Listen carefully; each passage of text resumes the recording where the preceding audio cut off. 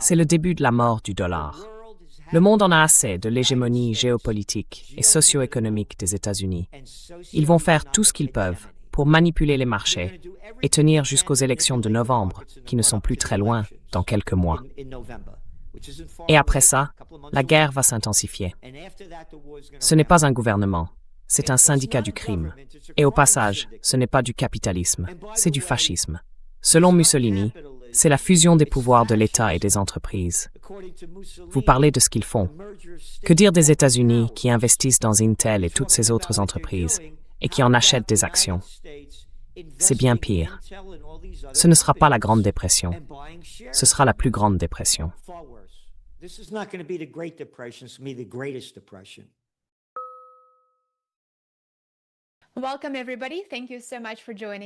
Bienvenue à toutes et à tous. Merci beaucoup de vous joindre à nous. Je suis Lena Petrova et voici un nouvel épisode de World Affairs in Context. Aujourd'hui, j'ai le grand plaisir de recevoir Gerald Celent, fondateur du Trends Research Institute. Gerald est un auteur américain très connu, consultant en affaires, éditeur et prévisionniste des tendances.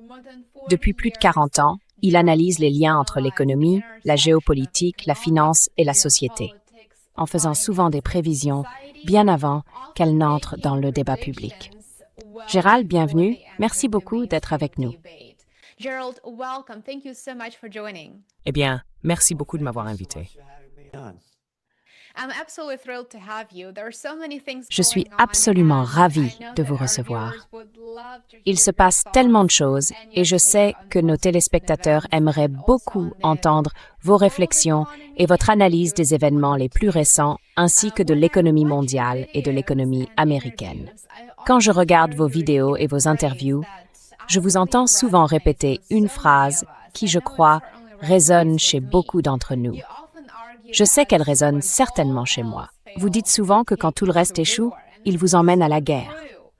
Et c'est tellement vrai. La guerre en Iran est bien sûr une guerre de choix.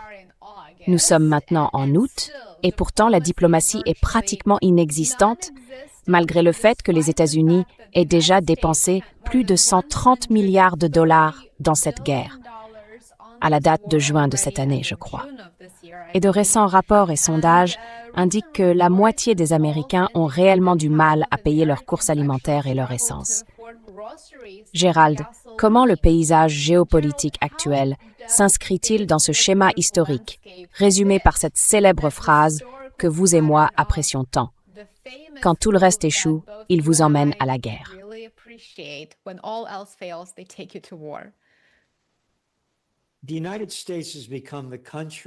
Les États-Unis sont devenus le pays, et j'ai le cœur brisé d'ailleurs, de voir ce qui se passe. Nous sommes devenus le pays contre lequel nos pères fondateurs se sont battus. La Grande-Bretagne, où le soleil ne se couche jamais sur l'Empire britannique. Et ils ont ces petits monstres de clones que les idiots et les imbéciles appellent la famille royale. Une petite bande de clones déguisés. Qu'ils se mettent cette merde de royauté là où je pense. Le soleil ne se couche jamais sur l'Empire britannique. On massacre des gens partout dans le monde, mais il faut le dire correctement. Quand ils ont occupé l'Inde, ils disent que le bilan, c'est quelque chose comme 400 millions de morts durant cette période, à cause de ce que faisaient les Anglais. Enfin bref, pour en revenir à ça, guerre après guerre après guerre après guerre.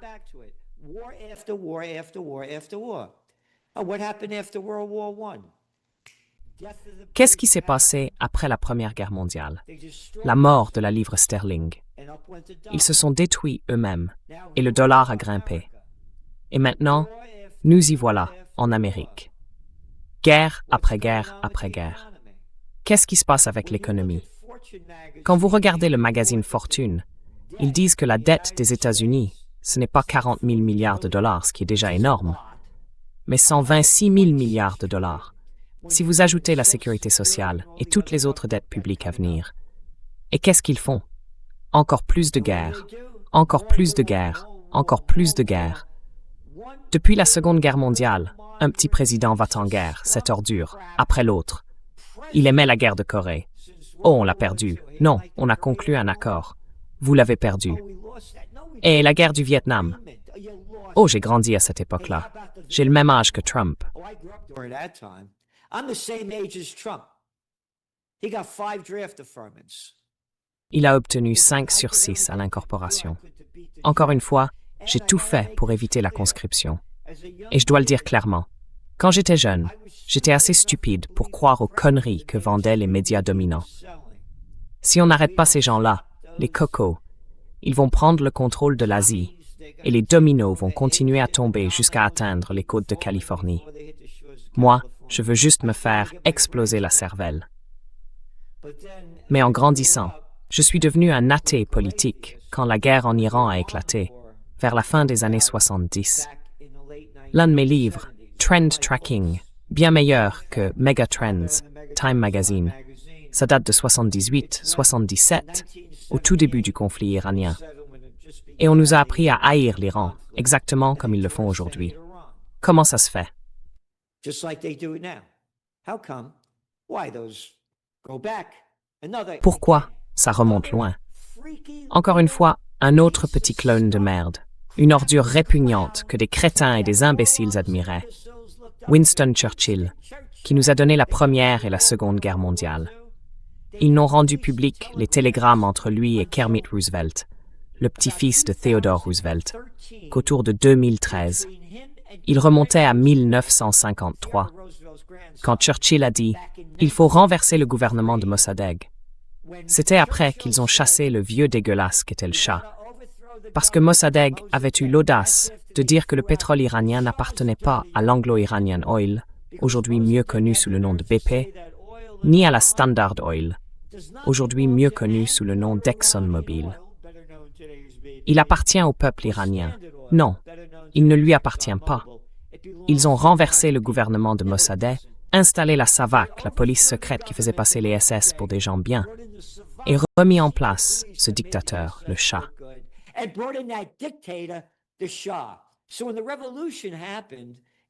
Alors, quand la révolution a eu lieu en 1978, c'est à ce moment-là que je suis devenu athée sur le plan politique. Et j'ai compris qu'ils mentent sur tout. Et d'ailleurs, j'ai commencé à investir dans les contrats à terme sur l'or et le pétrole. Et le pari de $10 000. À l'époque, j'avais apporté presque 3/4 millions de dollars.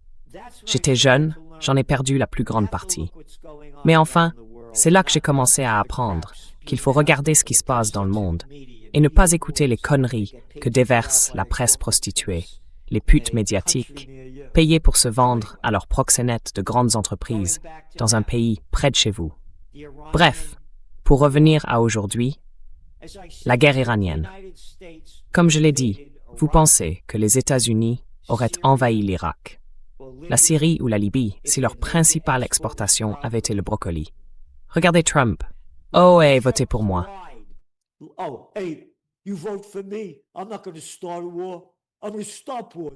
Je ne vais pas déclencher une guerre. Je vais arrêter les guerres. D'accord? Je vais apporter la paix sur Terre. D'accord? Et qu'est-ce qui se passe? Ils massacrent des gens, des innocents dans les Caraïbes, en disant qu'ils font du trafic de drogue pour en envoyer aux États-Unis. À 2400 km de là, dans un hors-bord. À qui vous parlez?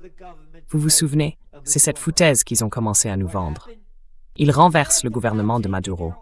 Et qu'est-ce qui s'est passé? Ils s'est vanté de prendre leur pétrole. Vous avez compris? C'est là où on en est encore, avec la guerre en Iran qui se poursuit. Et regardez les prix du pétrole et ce qu'ils ont fait à l'économie mondiale. Ils l'ont détruite. 2 fauteurs de guerre. 2 fauteurs de guerre déclenchent une guerre illégale et 8 milliards de personnes en payent le prix. Et réfléchissez-y, 8 milliards de personnes ne peuvent pas pour 2 fauteurs de guerre. 8 billion people can't stop 2 warmongers.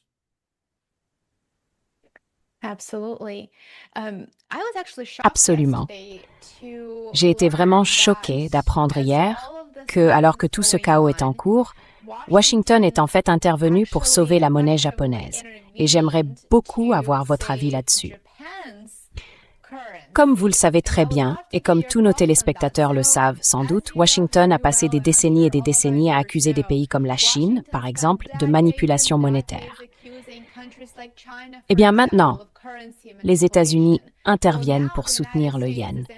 Et bien sûr, cette intervention ne vise probablement pas vraiment à être amie avec le Japon ni à sauver le Japon, comme Bessent l'a plus ou moins laissé entendre. Il s'agit surtout d'empêcher une crise sur le marché des bons du Trésor américain. Alors, est-ce de l'hypocrisie? Ou bien le système financier mondial est-il devenu si incroyablement fragile que les États-Unis, l'administration Trump, n'ont désormais plus d'autre choix que de truquer, de fait, les règles du jeu?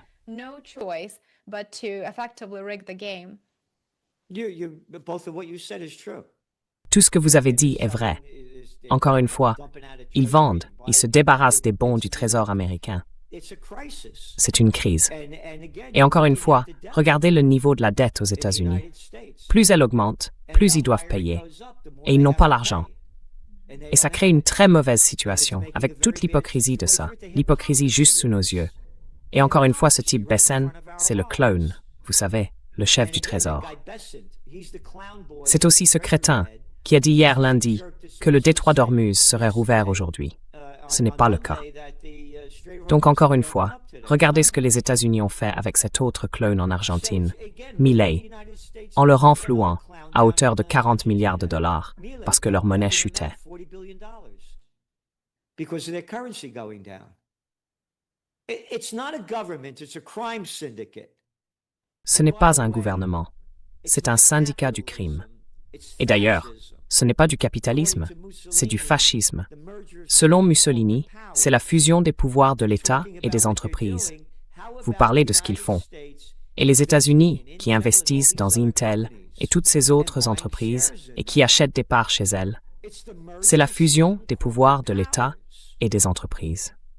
Et ce que je viens de rapporter aujourd'hui, le gendre de Trump, Kushner, a conclu un accord de 55 milliards de dollars ou quelque chose comme ça avec l'Arabie saoudite. Enfin, c'est une blague, une triste blague, une blague malsaine. Et encore une fois, c'est pareil dans tous les pays du monde. Regardez ce qui se passe en Allemagne. Vous avez ce type de BlackRock, Merz, là-bas.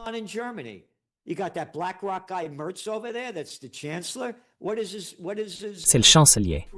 Quel est son taux d'approbation? 18%, alors que les gens se retrouvent ruinés et que les riches continuent de s'enrichir. Regardez ce qui se passe dans les élections aux États-Unis. Encore une fois, une prévision de tendance. Ce n'est pas ce que vous voulez, ce que vous aimez ou ce que vous espérez. C'est ce qui est. La révolution de la génération Z. Encore une fois, je suis un gars du Bronx, à New York. Et je connais New York. Et ils élisent ce type, Mamdani, dont personne n'avait jamais entendu parler. Il est maire de New York. Il a 34 ans. Comment ça se fait? La génération Z. Ils n'ont pas d'avenir. Ils sont fauchés et en difficulté. Qu'est-ce qui se passe en Inde? Oh, le parti du Congrès. Oh, le parti du Congrès. Ah oui, le juge là-haut s'est moqué de la génération Z. Il les a traités de bande de cafards. Et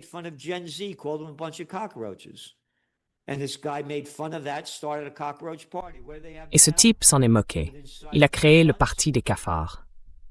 Qu'est-ce qu'ils ont maintenant? En l'espace de 2 mois, 25 millions d'abonnés. Ils n'ont aucun avenir. Le monde a été pris en main par les gros. Et, autrefois, il y avait une chose qu'on appelait qu'on leur coupe la tête. Je me demande bien pourquoi. Les milliardaires, les trillionnaires et ces petites vermines ne donnent pas un sou pour la paix. J'ai lancé le mouvement Occupy Peace il y a plus de 10 ans. De grands rassemblements, aucun soutien, zéro. L'un de mes locataires, j'ai 3 des bâtiments les plus historiques d'Amérique. C'est le carrefour le plus historique d'Amérique, à Kingston, dans l'État de New York. Vous pouvez vérifier, Kingston était la 3e colonie néerlandaise.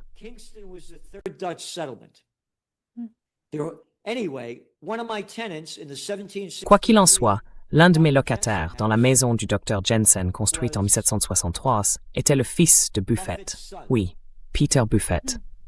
Il ne m'a jamais donné un centime pour les rassemblements pour la paix qu'on organisait. Pas un seul centime. Donc ce que je dis c'est, regardez les données. Depuis qu'ils ont lancé la guerre du Covid en 2020, au Nouvel An lunaire chinois, l'année du rat, les chiffres sont tous là. Les milliardaires sont devenus de plus en plus riches, encore et encore. Regardez les marchés boursiers américains. Il n'y a aucun lien entre Wall Street et Main Street. 1% possède 54% des actions. Et quand on ajoute les 10%, on arrive à 93%. Ce qui veut dire que 90% des gens sont ici des travailleurs de plantation sur une terre d'esclaves. Et c'est un faux marché, contrôlé par les gros.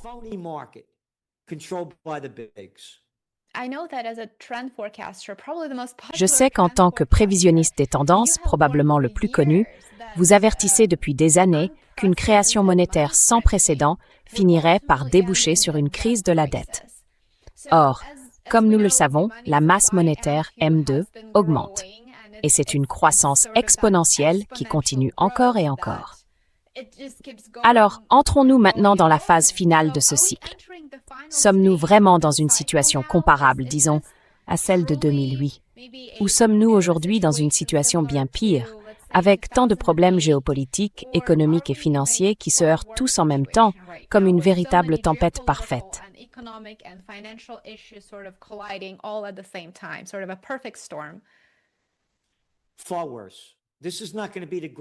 Bien pire. Ce ne sera pas la Grande Dépression. Ce sera la plus grande dépression. Et pour en revenir à ça, c'est la mort du dollar. Comme je l'ai dit, nous sommes devenus le pays contre lequel nos pères fondateurs se sont battus. Guerre après guerre après guerre. L'une de mes formules, c'est « Les affaires de l'Amérique, c'est la guerre, et les affaires de la Chine, ce sont les affaires ».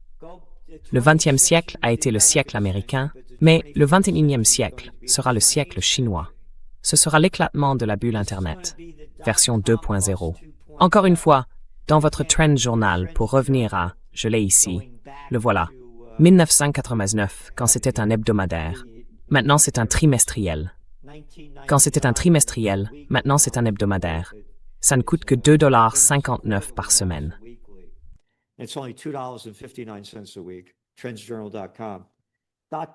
Trendsjournal.com. Le .com, tout ça. C'était à l'automne 1999. Nous avions dit que l'éclatement de la bulle Internet arriverait au deuxième trimestre 2000. La bulle Internet va éclater. Les tendances naissent, se développent, arrivent à maturité, vieillissent et meurent. Vous ne placez pas tout votre argent dans le nourrisson qui est né il y a 4 ans. En Chine, les affaires, ce sont les affaires. La Chine investit énormément dans la haute technologie et l'intelligence artificielle. Encore une fois, avant d'y revenir, je veux parler de la mort du dollar avant d'oublier. Encore une fois, nous sommes devenus le pays contre lequel nos pères fondateurs se sont battus. Les BRICS et d'autres vont s'unir autour d'une nouvelle monnaie mondiale et le dollar va chuter.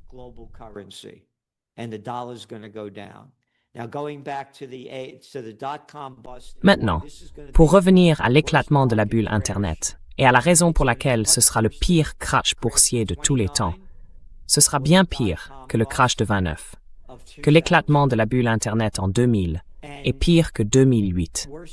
Nous avions réservé le nom de domaine The Panic of 08 en 2007. Et je vais vous dire pourquoi ce sera bien pire. À cause des milliers de milliards de dollars de dettes qu'ils investissent dans l'IA, alors que la Chine va prendre la tête. Encore une fois, regardez les tendances telles qu'elles sont, pas telles que vous voudriez qu'elles soient. C'est un t-shirt. Et d'ailleurs, juste pour être clair, c'est aussi un t-shirt que vous pouvez obtenir dans le Trend Journal pour montrer ce que je pense des politiciens du monde entier, qui sont, d'accord? Oui. Oui. C'est un t-shirt que j'ai fait en 1992. Je l'avais fait quand Bill Clinton, encore une fois cela a à voir avec l'IA, s'est présenté aux élections en 1992, d'accord?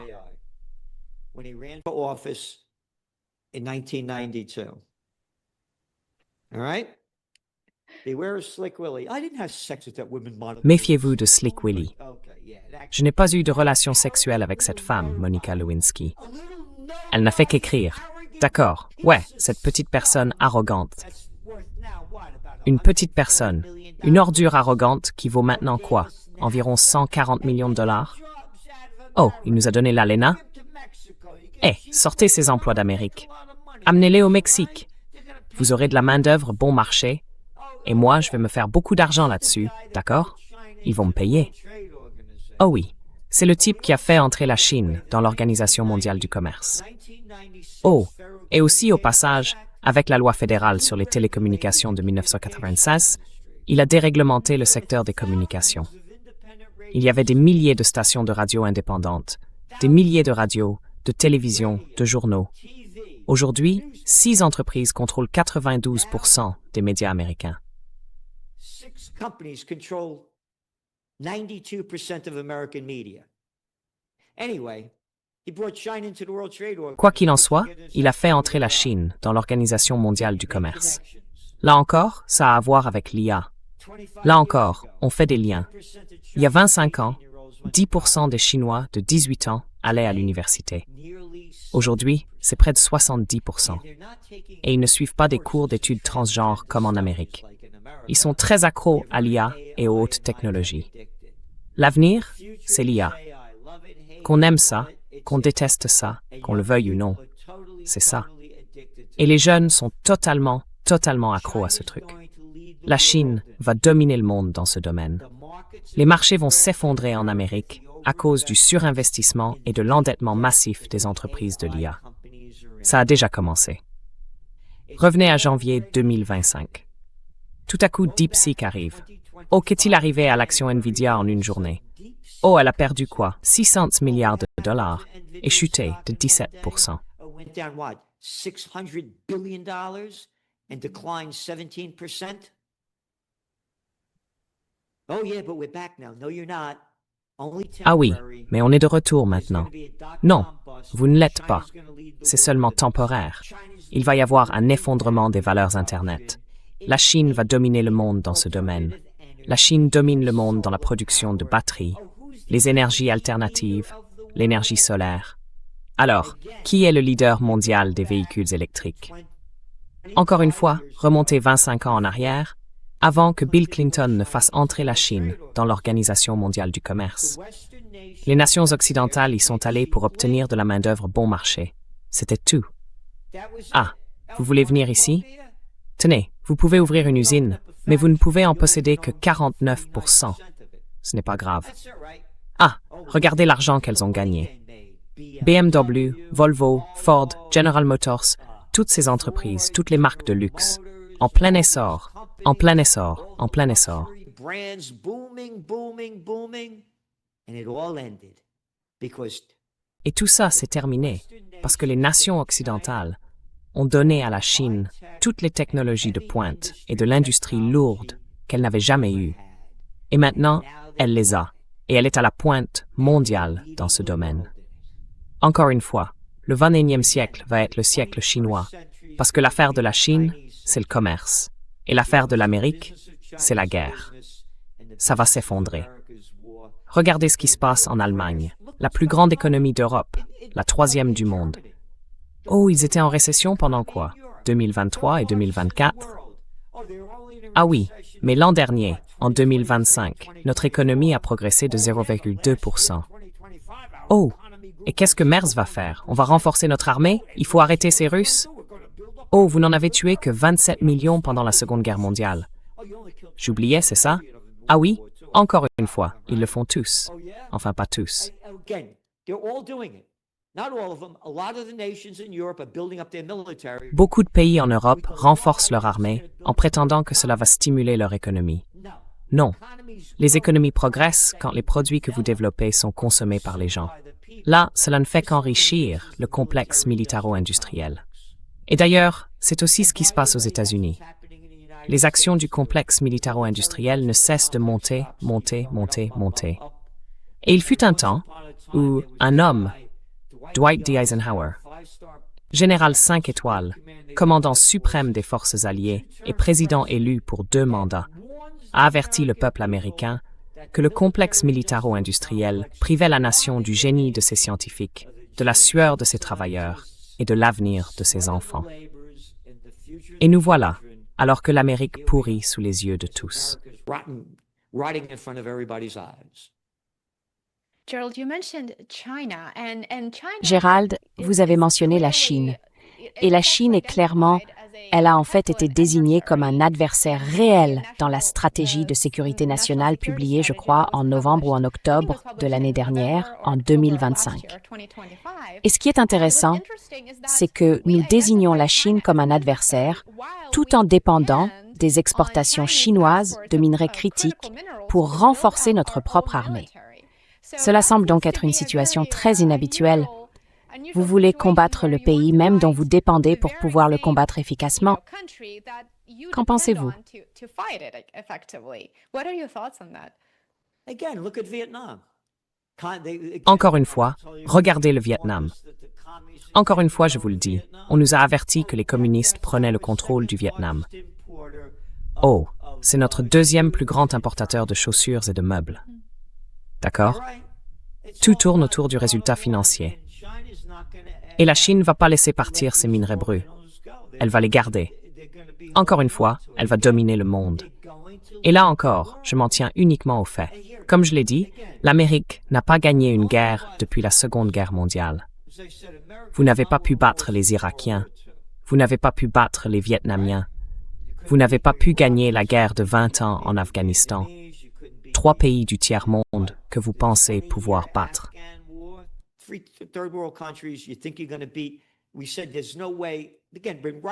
Nous avons dit qu'il n'y avait aucune chance. Là encore, nous l'écrivons depuis des décennies. Si les États-Unis entraient en guerre contre l'Iran, ils ne gagneraient pas, parce que l'Iran est très avancé sur les plans scientifiques, militaires et technologiques. Maintenant, passons à la Chine. L'Amérique est en train de perdre la guerre en Iran. D'accord? Les chiffres sont sortis il y a 1 ou 2 jours. La majeure partie de leurs missiles déployés a disparu. 80% ont été détruits. Vous ne les vaincrez pas. Et maintenant la Chine. Vous parlez des terres rares et de ce dont ils ont besoin pour toutes ces industries militaires et autres. La Chine va dominer le monde dans ce domaine.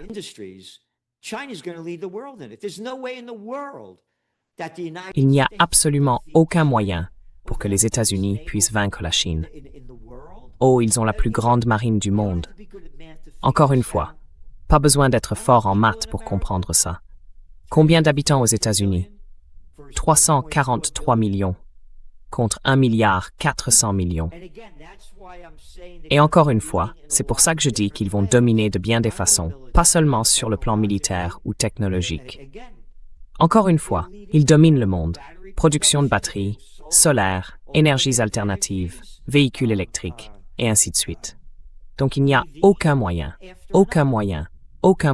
qu'ils puissent les vaincre, de quelque façon que ce soit.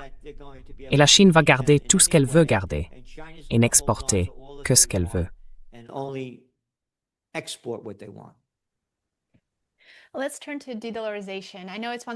Passons à la dédollarisation. Je sais que c'est l'un des sujets qui intéresse vraiment nos téléspectateurs. La part du dollar dans les réserves mondiales de change est tombée à environ 57%, je crois, son niveau le plus bas depuis des décennies. Les pays du Sud global ou de la majorité mondiale développent les échanges en monnaie locale. Ils mettent en place des systèmes de paiement alternatifs. Et les banques centrales continuent d'acheter de l'or à des niveaux proches de records. Alors, si les principales exportations de l'Amérique ont été le dollar lui-même, et les armes, ajouteriez-vous sans doute, que devient l'économie américaine lorsque le reste du monde ne veut plus financer les déficits des États-Unis? Qu'est-ce que cela signifie pour le consommateur américain?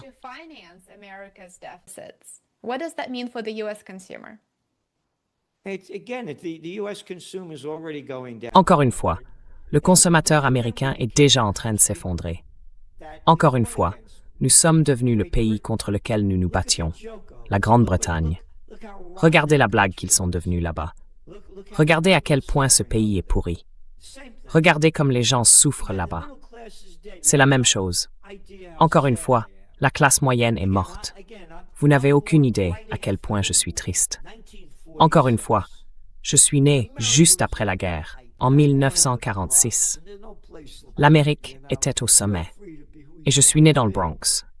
Et il n'y a aucun endroit comme ça, vous savez. Vous êtes libre d'être qui vous voulez être. L'Amérique, son esprit, était au sommet.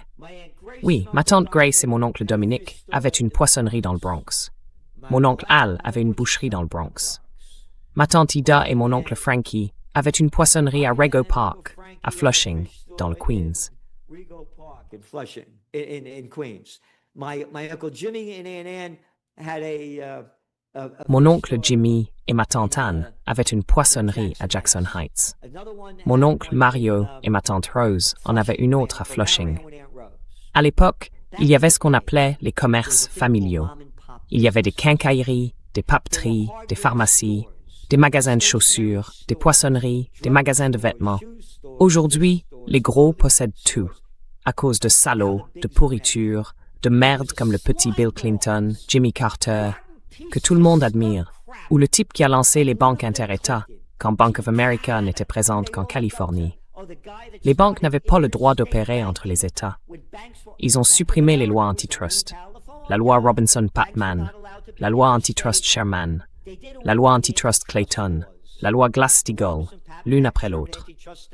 Clayton Antitrust Act, Glass-Steagall Act, one after another. They get paid off.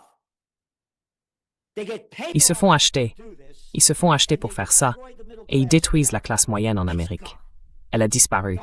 Il y a des sans-abri partout. Les ponts sont pourris. En 4h30, je pourrais aller à Montréal en voiture. 4h30 de route. L'Amtrak, de l'autre côté du fleuve, à Rhinecliff. Mon ami Johnny vient d'y aller. 10 heures dans chaque sens. Et les trains en Chine, combien? 100, 300 000. Oh, et le Japon. L'Europe. Les ponts pourrissent sous nos yeux. Des sans-abri partout. Vous roulez, d'accord? Le pays part en vrille parce qu'on a une bande d'abrutis aux commandes. Encore une fois, l'un après l'autre, guerre après guerre, après guerre, après guerre, après guerre. War after war after war after war after war. Très bien. Gérald, j'aimerais beaucoup avoir votre avis sur les investissements, les matières premières et les marchés de l'énergie. Mais avant d'y venir, vous venez d'aborder un sujet vraiment intéressant que je préférerais traiter d'abord. Vous disiez en substance que ce n'est pas seulement une administration en particulier, n'est-ce pas? C'est une administration après l'autre. Et c'est devenu une tendance. Et bien sûr, nous approchons des élections de mi-mandat qui auront lieu dans seulement quelques mois. Je vois de plus en plus de gens, y compris des experts et des politologues, dire qu'en gros, nous avons un parti unique au Congrès, qu'il n'y a pas une si grande différence entre les deux.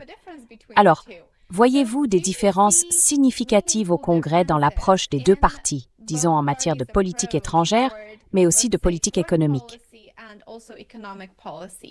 Que pensez-vous de cette réalité d'un parti unique que nous observons de fait?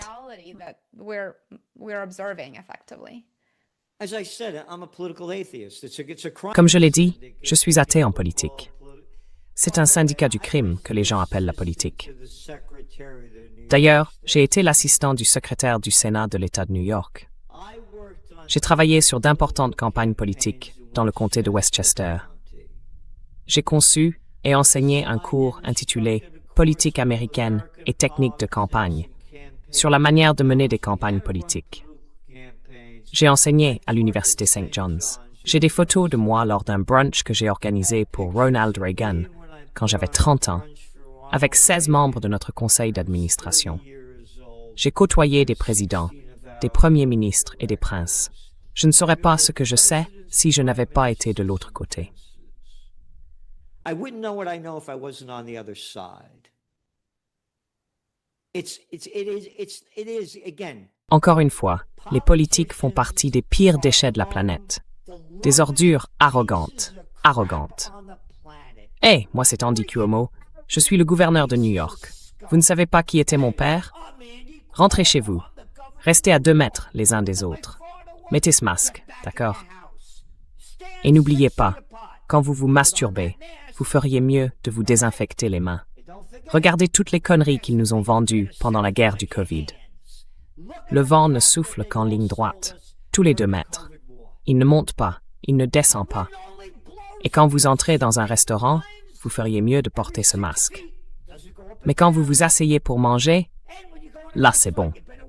Parce que le Covid sait quand vous êtes assis en train de manger, il ne va pas vous déranger. COVID knows when you're sitting down and eating, it ain't gonna bother you. I'm telling you, I've been there. Je vous le dis, j'y ai été. J'ai arrêté. Ce n'est pas mon truc de regarder des hommes adultes ramper pour se frayer un chemin jusqu'au sommet. Ils sont les plus arrogants et les deuxièmes plus arrogants.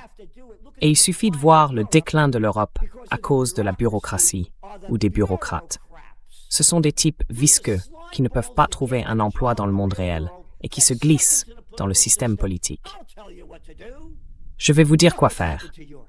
Regardez ce qui est arrivé à l'Europe, l'Union européenne. Et l'individualité alors?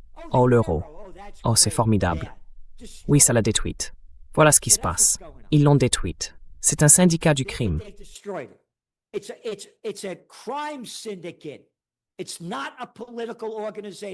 Ce n'est pas une organisation politique. Et il fut un temps où il y avait en Amérique quelque chose qui s'appelait la Déclaration d'indépendance. La vie, la liberté et la recherche du bonheur. Le bonheur est devenu un gros mot. Encore une fois, je suis ici, dans la vallée de l'Hudson. Vous savez comment je l'appelle? La vallée de la mort. À 9 heures du soir, tout est mort. Des restaurants qui servaient jusqu'à 10 heures s'arrêtent maintenant à 9 heures. Le COVID a tout changé dans le monde. Tout. Tous ces petits politiciens véreux qui débitent leurs conneries. Encore une fois, moi je ne me fie qu'aux données. L'Organisation mondiale de la santé a qualifié le COVID de pandémie le 11 mars 2020. Combien y a-t-il de personnes dans le monde?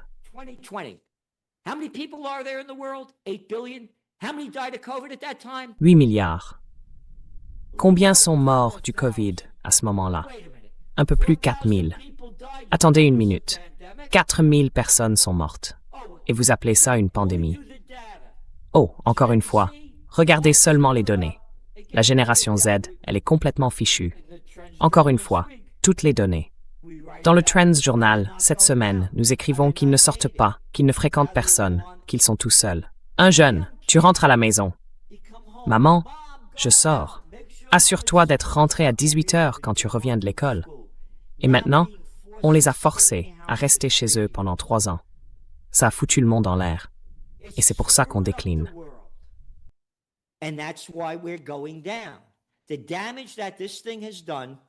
Les dégâts que cette chose a causés. Encore une fois, les prix de l'immobilier aux États-Unis n'ont augmenté que de 53% depuis le COVID. Comment les jeunes pourraient-ils s'acheter un logement? Ah, ils ne le peuvent pas. Aujourd'hui, les 18-35 ans retournent vivre chez leurs parents. Les prix de l'alimentation ont augmenté de 33% depuis cette époque. Les voitures, d'environ 40%. Voilà les politiques. Voilà les politiques qui détruisent. Ah, quel a été le deuxième pays à confiner? Ah, l'Italie. Quel était l'âge moyen des personnes qui mouraient en Italie? 81 ans, mortes du COVID.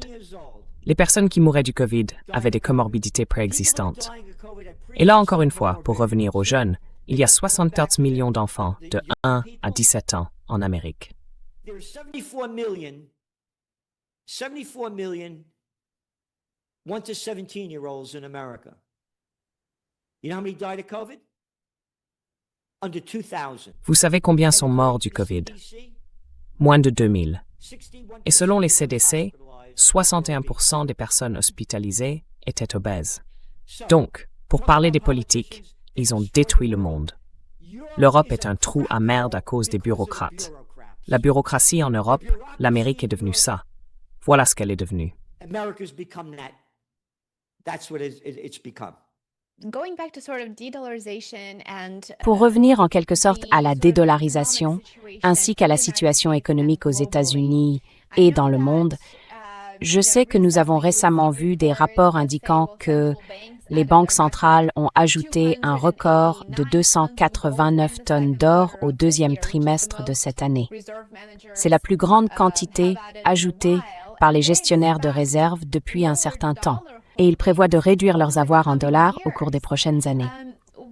Oui, Gérald, au vu de votre analyse des données et de vos prévisions, quelle classe d'actifs pensez-vous voir surperformer au cours des 5 prochaines années, ou disons plutôt 2 ans? L'or et l'argent. Oh, yeah. Oh oui, oui, je suis très optimiste sur les deux. D'ailleurs, alors qu'on est à l'antenne, l'or a pris quelques $200 aujourd'hui. Et encore une fois, je ne pensais même pas qu'il descendrait aussi bas. Mais là encore, à cause de la guerre en Iran, de la hausse des obligations du Trésor et des gens qui investissent là-dedans, et puis encore une fois beaucoup de gens, les dégâts de l'éclatement de la bulle Internet. On ne parle pas de ce qui se passe dans le secteur du crédit privé, des investissements en crédit privé. Beaucoup de ces crédits privés ont investi dans des entreprises de logiciels, des entreprises de semi-conducteurs, que l'IA est en train de ravager. BlackRock, pas BlackRock, Apollo. Je pense même BlackRock, plusieurs d'entre eux. Les gens veulent récupérer leur argent et ils refusent de le leur rendre. Je vous rendrai 5%, jusqu'à 15%. Donc beaucoup d'entre eux. La raison pour laquelle les prix de l'or ont baissé, c'est que les gens couvraient leurs pertes en vendant leur or après sa flambée.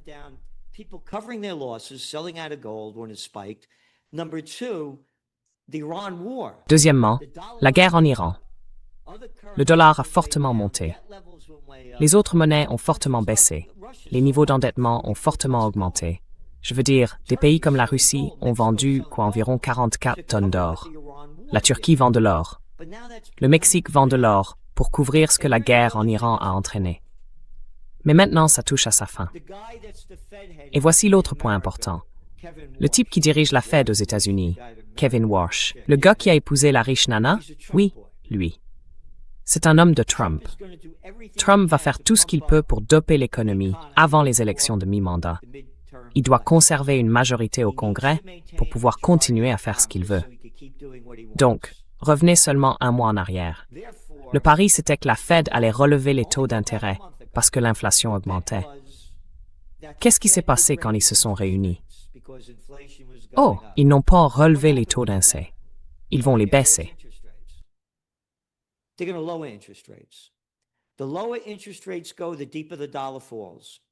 Plus les taux d'intérêt baissent, plus le dollar s'effondre.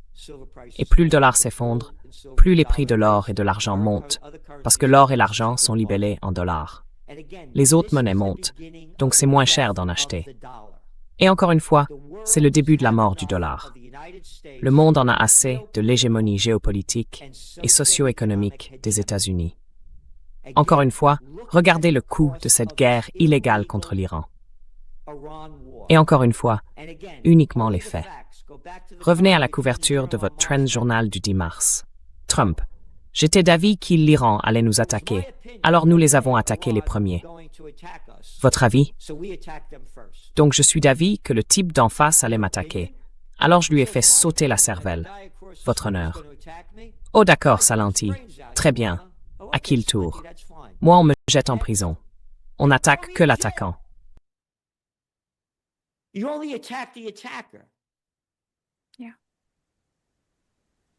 Oui, absolument. C'est très juste. Très, très juste. Et je pense que c'est le rôle que les États-Unis ont joué au Moyen-Orient, y compris, vous savez, à Gaza et maintenant en Iran.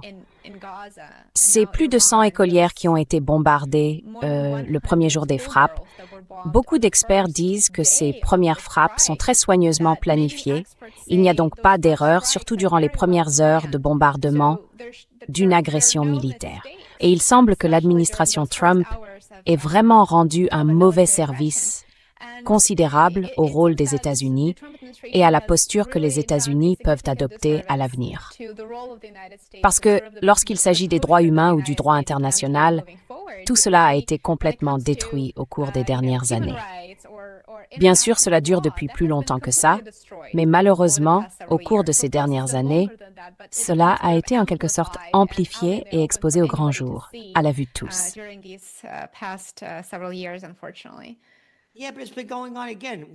Oui, mais ça recommence. Et Joe le génocidaire alors? Oui, Biden. Exactement. Bon, ce petit clone qui était secrétaire d'État Anthony Blinken. Oh, mon papa était ambassadeur en Belgique. Mon oncle était ambassadeur en Hongrie. Je suis allé à Dalton. Je suis allé à Harvard. Petite ordure arrogante. Oh, ce sous-secrétaire d'État de l'administration Obama, qui est allé en Arabie Saoudite, pour aider les Saoudiens à tenter de renverser les Yéménites et les Houthis au Yémen, après qu'ils ont renversé le dictateur là-bas. Ce gouvernement-là, Obama, s'est cité dans le livre Double Down, « Je suis vraiment fort pour tuer des gens ». Le lauréat du prix Nobel de la paix à la con, qui a menti pour se faire élire, et dès qu'il est entré en fonction, le renfort de troupes en Afghanistan.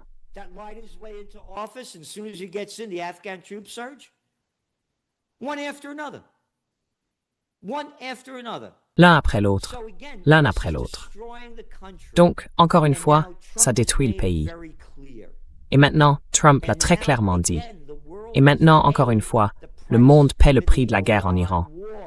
Les prix de l'énergie, le coût de tout qui augmente, le diesel, les camions ont besoin de diesel, les navires ont besoin de diesel, les prix augmentent partout. Je vous le dis, c'est le début de la fin de l'exceptionnalisme américain, comme Obama l'appellerait. Ouais, comme le peuple élu. Oui, qu'ils aillent se faire voir. Je ne veux pas entendre ça. Moi, je suis juste un petit rital du Bronx, vous savez. Je ne veux pas entendre vos conneries.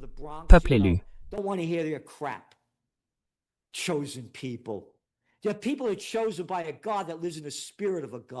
Oui, des gens sont choisis par un Dieu qui vit dans l'esprit de Dieu, pas par le meurtre. Et encore une fois, parlons des médias. Regardez Euronews hier. Un drone a frappé un homme en Ukraine. Ah oui, c'était le grand titre, non? Pas un seul article sur les forces israéliennes qui ont tué 26 personnes à Gaza pendant le week-end. Pas un seul article là-dessus. Pas un. Ah, et maintenant, qu'est-ce qui se passe? Encore des bombes sur le Liban. Encore des bombes sur le Liban. Ce type, Katz, le militaire, s'est vanté d'avoir rasé 24 villages du sud Liban, 24 villages anciens, et détruit environ 30 000 maisons. Il n'y aura pas d'accord de cessez-le-feu. Ce sont les États-Unis sionistes unis d'Amérique.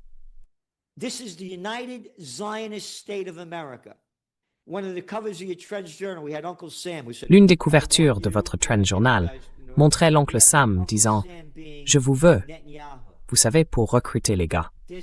On avait l'oncle Sam sous les traits de Netanyahou. Il n'y aura pas d'accord de paix. Israël ne se retirera pas du Liban. Ils vont continuer à voler des terres à Gaza et en Cisjordanie. Et ce mot, colon, vous pouvez vous le mettre là où je pense. Ce sont des envahisseurs, en violation de la Convention de Genève et de l'article 242 des Nations Unies. C'est du vol, du pillage et des meurtres en Cisjordanie, et ils volent mon argent pour le faire. Ça s'appelle l'argent des contribuables. Encore une fois, Obama, c'est le petit clone, un petit nobody, qui vaut maintenant quoi? À peine 70 millions de dollars, et qui a lancé cette merde consistant à donner à Israël 3,8 milliards de dollars par an.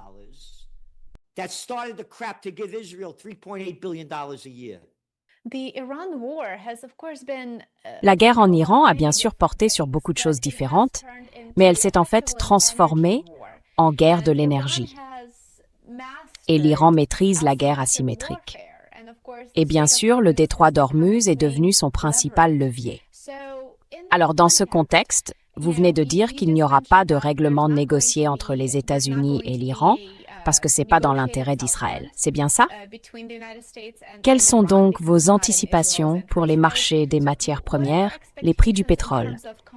Et les supercycles des matières premières deviennent-ils plus probables à cause de cette fragmentation géopolitique, alors que le monde se transforme de fait en blocs concurrents?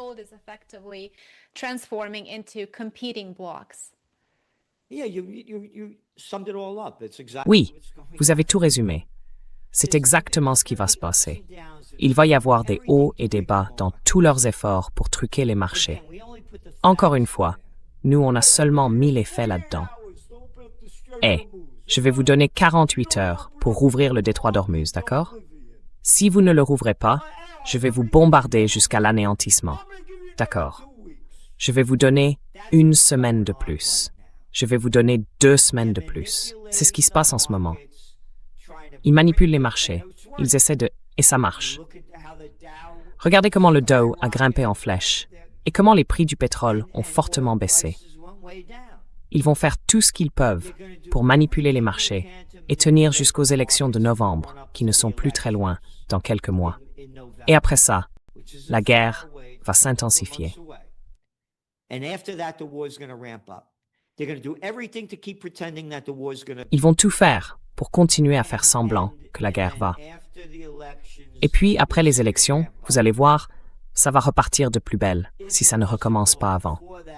Parce que Israël ne va pas arrêter ce qu'il fait. Et l'Iran ne va pas le tolérer. Et puis autre chose, les États-Unis ne vont pas lever les droits de douane qu'ils ont imposés, ni les restrictions qu'ils ont mises sur l'Iran. Ils ne vont pas rendre l'argent qu'ils leur ont volé. Ces milliards et ces milliards de dollars. D'après certains chiffres que j'ai vus, ça peut aller jusqu'à 80 milliards de dollars. Et ils ne vont pas non plus payer pour les dégâts qu'ils ont causés en bombardant l'Iran. Donc, ce ne sera pas un accord de paix. Tout ça, c'est du pipeau. Encore une fois, ils font ça à l'approche des élections de mi-mandat.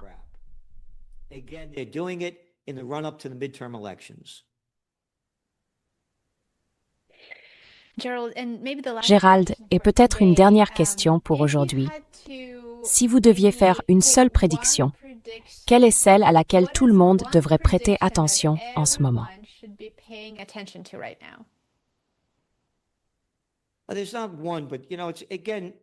Il n'y en a pas une seule.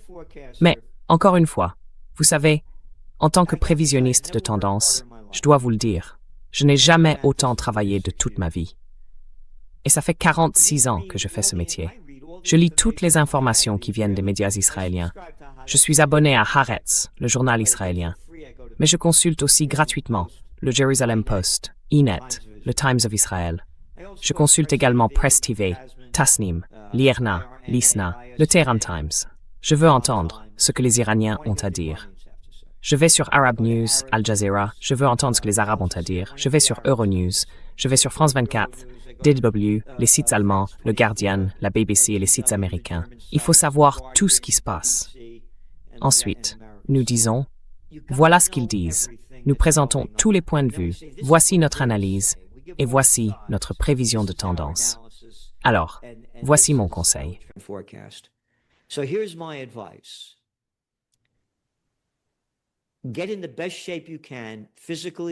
Mettez-vous dans la meilleure forme possible, physiquement, émotionnellement et spirituellement, parce que vous êtes à l'âge de votre vie.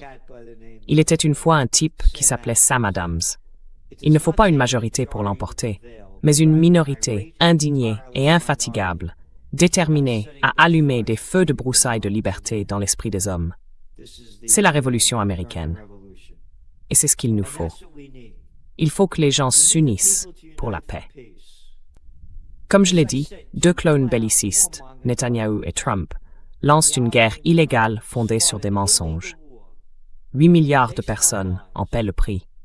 Et 8 milliards de personnes ne peuvent pas arrêter 2 personnes. Ça vous montre à quel point la situation est grave. Et au fait, c'est le premier livre sur lequel j'ai travaillé il y a de nombreuses années. Je dirais, j'ai le même âge que Trump. Il a quelques mois de plus que moi. La guérison naturelle. Et c'est pour ça que je parle du COVID. Personne n'a jamais parlé de rester en bonne santé. Vous n'aviez pas le droit d'en parler.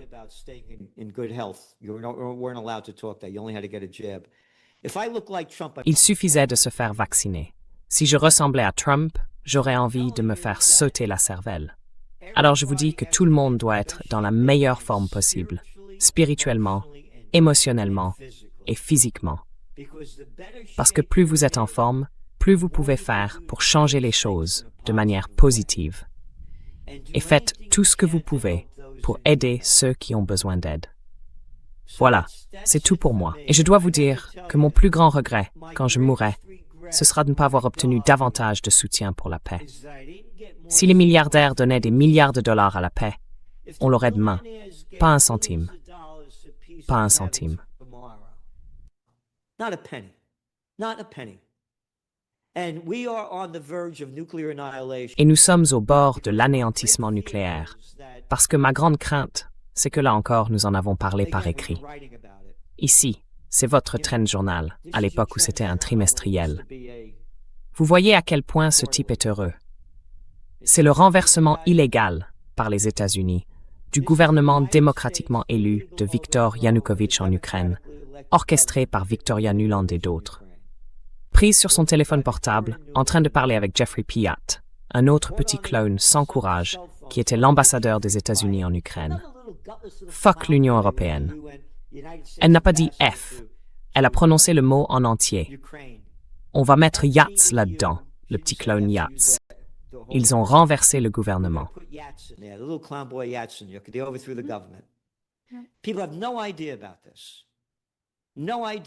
Les gens n'en ont aucune idée. Aucune idée. On leur a appris à haïr les Russes, on leur a appris à haïr les Iraniens. Donc ce que je dis, c'est que si davantage de gens connaissaient les faits, ils changeraient d'avis. Et le fait, c'est qu'ils vont intensifier cette guerre, comme Merz le fait, comme l'Europe le fait. Et ce qui m'inquiète, c'est que, ce qu'ils font déjà, l'Ukraine va bombarder des sites nucléaires en Russie, et la Russie pourrait répondre par le nucléaire. Et Israël ne peut pas vaincre l'Iran.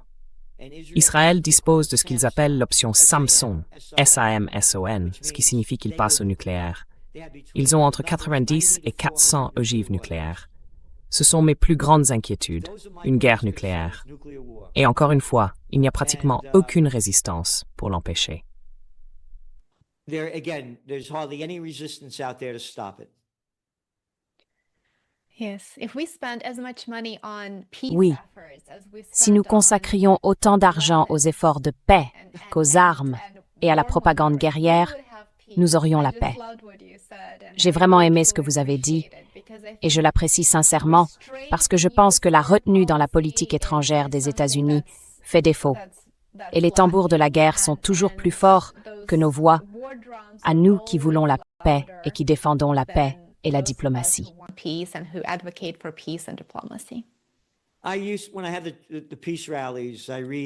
Quand j'organise des rassemblements pour la paix, je lis le discours d'adieu de George Washington. Voilà un vrai homme qui s'est battu. Pas comme ces petits gros qui seraient incapables de se sortir d'un sac en papier. Ces petits clowns sans tripes, comme Bombs Away. À chaque fois qu'il se faisait prendre le pantalon baissé, Bombs Away, Bill Clinton. Vous aimez ce qu'il a fait avec la guerre en Yougoslavie? Non, j'aime ce qu'il a fait avec le bombardement de Bagdad. Oh, quand Madeleine, pas très futée, était dans l'émission 60 minutes avec Leslie Stahl. Leslie Stahl lui a demandé « Est-ce que le prix de 500 000 enfants irakiens morts à cause de ce que Bill Clinton a fait en valait la peine ?» Et elle a répondu « Oui, ça en valait la peine. » Très bien.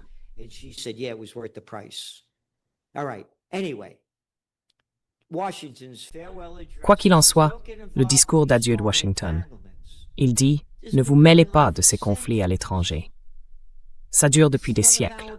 Ça ne nous regarde pas. Notre seule mission, c'est de défendre notre pays. Et c'est ça, Occupy Peace. Fermez les 800 bases à l'étranger. Ramenez les troupes au pays. Mettez-les au travail. Reconstruisez nos infrastructures en ruine. Et vous voulez faire la guerre? Laissez le peuple voter. C'est nous qui y mourrons et qui la payons. Mais vous n'avez pas le droit d'en parler. Encore une fois, toutes les guerres depuis la Seconde Guerre mondiale sont illégales. Elles vous sont imposées par les présidents, pas par le Congrès. Et le Congrès les laisse faire. Pourquoi le Congrès les laisse-t-il faire? Parce que ce sont des minables, des bons à rien.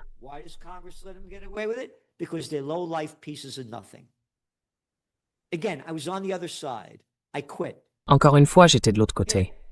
J'ai démissionné. Là, j'étais un jeune gars debout, au fond de la salle, au Sénat. Le sénateur Frank Smith. J'ai dit, c'est quoi ce gros lourdeau? Il l'appelle le sergent d'armes, et il ouvre la porte pour ses mecs. Ils peuvent pas l'ouvrir eux-mêmes. Ils me regardent comme si j'étais fou. Et puis mes amis suivaient le sénateur jusqu'à son siège, le tiraient pour lui et l'aidaient à s'asseoir. J'ai dit, qu'est-ce qu'il y a, mec? Le type peut pas s'asseoir tout seul? Il a besoin d'aide? Il m'a dit, oh Gérald, avec une attitude pareille, tu n'iras pas loin ici. J'ai dit, t'as raison, mec. Je vais pas rester ici. C'est une bande de sales types. Tu comprends? Qu'ils laissent le public s'incliner et lécher leur merde.